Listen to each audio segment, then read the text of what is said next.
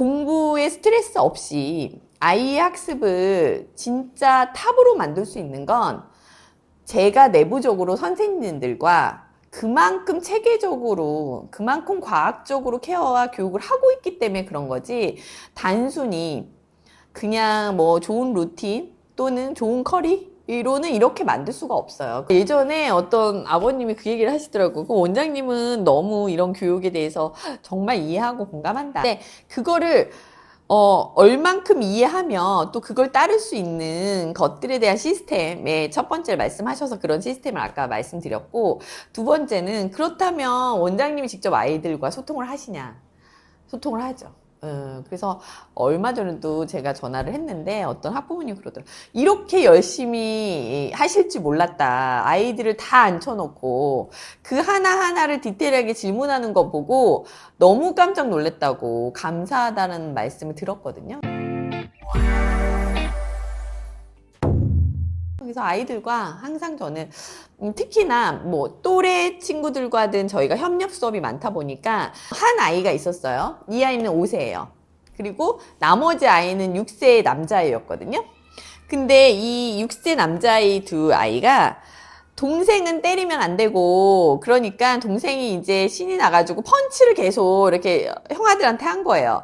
근데 형아들은 배운 게 동생이니까 아껴야 되니까 펀치를 했는데도 아픈데도 아이가 그냥 하질 못했던 거야. 그래서 그게 너무 억울했던 거죠, 아이가. 그래서 그 세 명을 제가 불러 앉혔어요.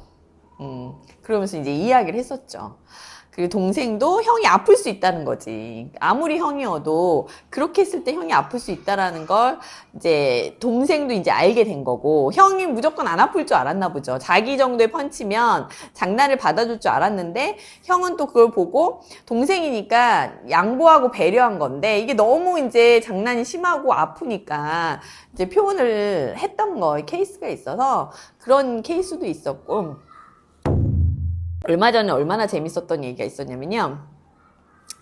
이제 교실 안에서 그 선생님이 보고서를 쓰신 거예요. 뭐라고 했냐면 교실 안에서 그 한 이제 친구가 연필로 이렇게 찔렀대요.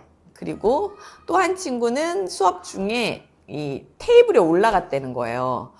아니 무슨 수업이 이렇게 선생님도 계신데 무슨 누구는 테이블에 올라가고 연필로 찌르고, 이게 뭐 선생님들은 제대로 케어를 한 거야. 그래서 저는 이 보고서를 보고 너무 깜짝 놀랐어요. 선생님들 내려오세요. 이거 어떻게 된 겁니까? 라고 했더니 그게 아니라 하면서 말씀을 했는데, 그렇다면 우선 아이들이 또 어떻게 생각하는지가 너무 궁금하더라고요. 그래서 이제 세 명의 아이를 불렀어요. 딱 앉혀놨죠.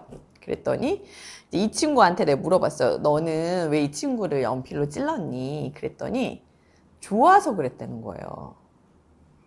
그래서 제가 좋으면, 우리 예전에 기억나시죠? 초등학교 때도 좋을 때 우리 막 때리자는 거 막 하잖아요. 그때 딱 생각이 나는 거예요. 저를 좋아했던 남자아이가 있었는데 그렇게 저를 그렇게 힘들게 막 찌르고 막 그랬었잖아요. 그래서 제가 다시 물어봤어요. 만약에 네가 좋아서 이 아이 찔렀을 때 그 친구는 어떤 기분일 것 같아? 라고 물어봤더니 기분이 안 좋을 것 같대요. 그러면 좋다고 표현할 때는 어떻게 표현하는 게 좋겠어? 라고 물어봤더니 가만히 있어요. 그래서 좋아하는 친구한테 물어봤어요. 너는 좋다고 표현할 때 어떻게 표현해주면 좋겠어? 라고 했더니 안아주면 좋겠다는 거야.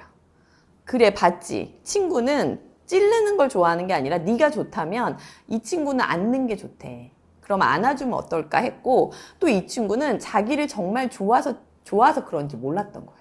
그러니까 이 아이도 그걸 보고 그게 날 좋아서 그랬구나. 표현이 이렇게 다를 수도 있구나라는 걸 또 알게 된 거고요. 또 맞은편의 친구는 책상 위에 올라갔잖아요. 저는 그게 너무 궁금한 거예요. 그래서 너는 왜 책상 위에 올라갔어? 라고 물어봤더니 그 친구는 재밌어서요. 너무 재밌는 질문 아니에요? 재밌어서 그랬대요. 그랬구나. 그래서 이 두 친구한테 물어봤어요. 자, 저 친구 재밌다고 하는데 너희들은 어떻게 생각해? 그랬더니 한 친구가 그거는 수업 시간에는 규칙에 위반되는 거라고 얘기를 하는 거예요. 그러니까 그 친구한테 제가 다시 물어봤어요. 너는 어떻게 생각해? 라고 했더니 그건 맞는 것 같대요. 그럼 너 앞으로 수업 시간에 어떻게 해야 되면 좋을까? 그랬더니 올라가면 안 된다고 생각한다고. 그런 식으로 아이들을 보고 아이도 이 친구가 좋아서 그랬는지 몰랐고 또 그 아이가 책상 위에 올라갔을 때 규칙과 규율이 중요한 아이는 쟤는 왜 수업 시간에 저렇게 이렇게 하지? 장난을 치지라고 생각했는데 실제 이 아이는 장난을 치고 싶었던 게 아니라 재밌고 싶었는데 순간적으로 이렇게 얘기를 하더라고요. 그래서 그걸 서로 이해하는 시간이 된 거죠. 어떻게 보면. 그러면서 옳고 그른 걸 아이들도 알고 있거든요. 그래서 그 아이들 입에서 아, 이 행동이 잘못됐구나, 잘했구나 라는 걸 말할 수 있는 기회가 된 거죠. 그래서 그런 시간들을 자주 가져요, 저는. 우선 저는 이제 아이들이 오면 프로파일처럼 그 의사 선생님들이 그 정기적으로 이렇게 오잖아요.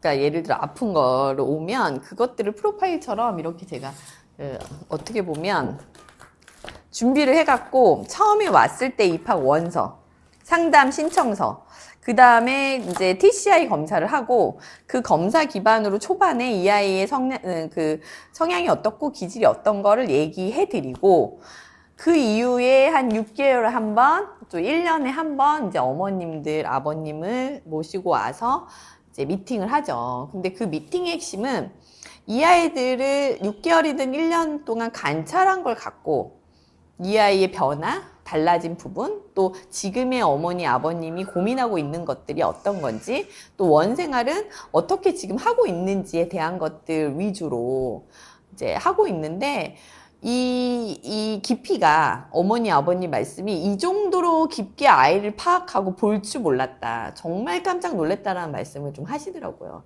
근데 이걸 어머님들한테 공개하진 않았어요. 저희가 내부적으로만 알고 있고 솔루션을 제공하고 있으니까 그래서 이 말씀을 드리고 싶어요. 공부에 스트레스 없이 아이의 학습을 진짜 탑으로 만들 수 있는 건 제가 내부적으로 선생님들과 그만큼 체계적으로 그만큼 과학적으로 케어와 교육을 하고 있기 때문에 그런 거지 단순히 그냥 뭐 좋은 루틴 또는 좋은 커리 이로는 이렇게 만들 수가 없어요. 저는 이런 말씀을 드리고 싶어요.